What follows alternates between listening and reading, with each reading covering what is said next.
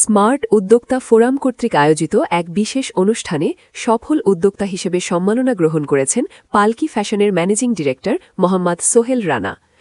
সম্মানিত বিশেষ অতিথি প্লিজ একটু সামনে চলে আসবেন সোহেল রানা, এবং একটু করতালি আশা করছি প্লিজ।